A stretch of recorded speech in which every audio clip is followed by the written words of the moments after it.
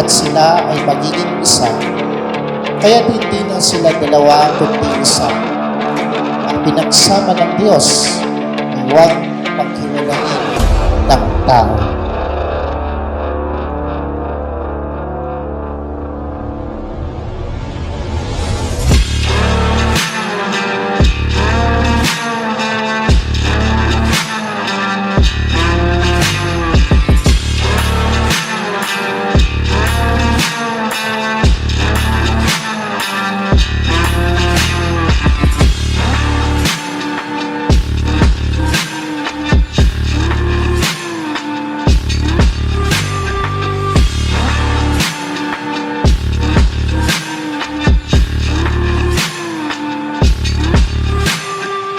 Tayo ngayon ay natitipon upang ipagdiwang ang napakahalagang araw ng pag-iisang dibdib ni Mark at Jenny.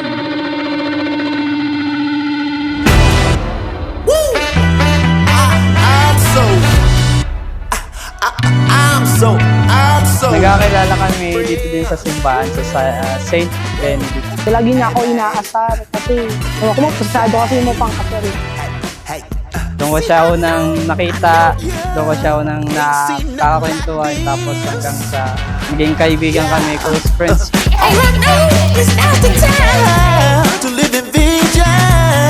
Pandemic, naging mas close kami kasi nagsiserve kami sa simbahan. Tapos doon na nga, siyempre umami na din ako. Onyx, photo mo ako sa Senado. Siya, pantagay yun siya. Pantagay? Kuya.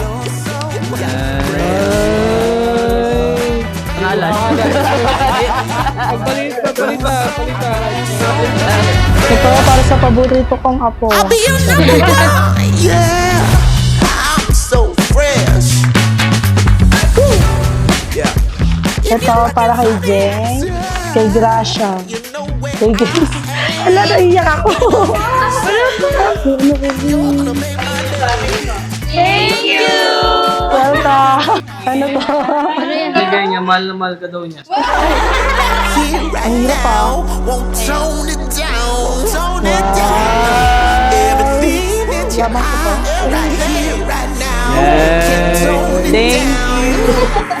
Sweetheart, my dear, wishing you have a very happy life.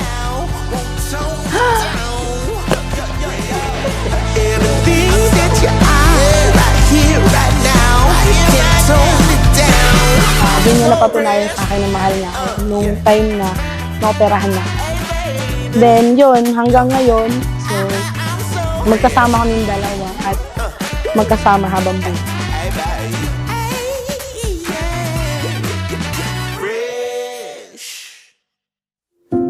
Mark, bukas ba sa inyong loob ang inyong pagparito upang makaisang dibdib si Jenny Lynn na iyong pakamahalin at paglingkuran habang buhay? Opo, Padre. Jenny Lynn, bukal ba sa iyong loob ang iyong pagpaparitong makaisang dibdib si Mark na iyong pakakamahalin at paglilingkuran habang buhay? Opo, Padre.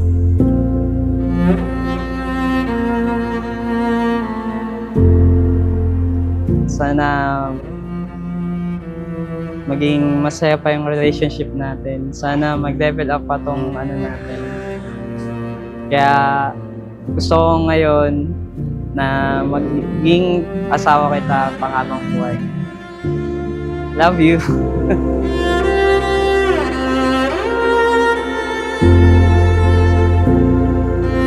Dear Jen, I wasn't looking for anything at all when I met you. Actually, I wasn't planning falling for anyone so soon. And then you came into my life. Actually, Mark, tatlong bagay lang at Jenny Lynn ang gusto kong sabihin sa inyo, no? Na sana itong tatlong bagay na ito ay makita ko sana kayo na habang buhay ay ginagawa nyo itong tatlong bagay na ito na paalala ko sa inyo.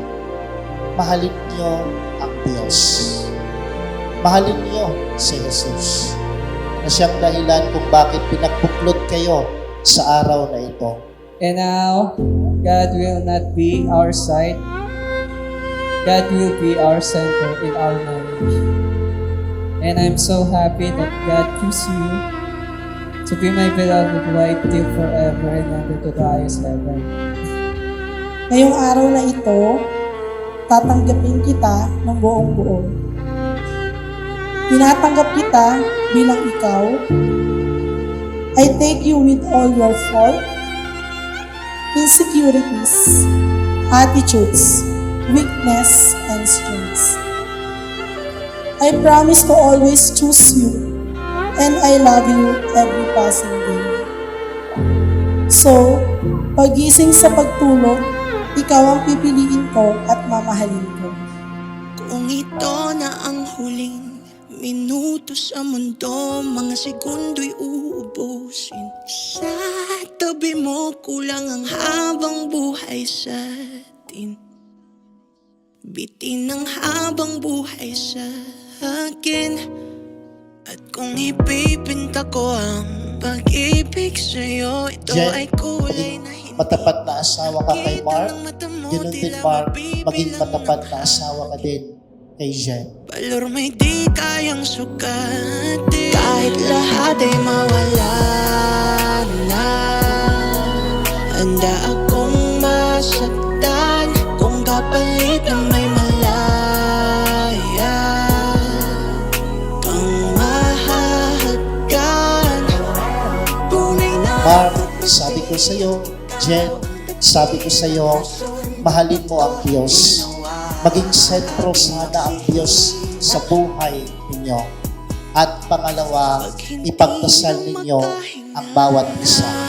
kahit lahat ay mawala na, handa akong masaktan kung kapalit na may malaya kang mahahagkan. Tunay na propesya, ikaw ang dakilang rason ba't ako ginawa aking oksihina.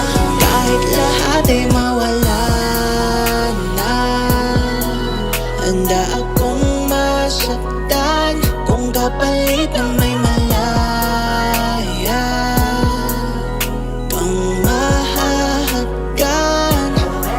Tunay na propesya, ikaw ang dakilang rason ba't ako ginawa aking oksihina.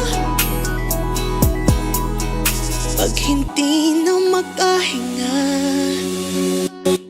aki sumikawaki, aki sumikawaki, aki sumikawaki. Alad mo Love, palagi mong tatandaan na andito lang ako habang buhay. Kasama mo hanggang sa tagumpay ng buhay mo. Kasama mo. I love you, mahal na mahal kita.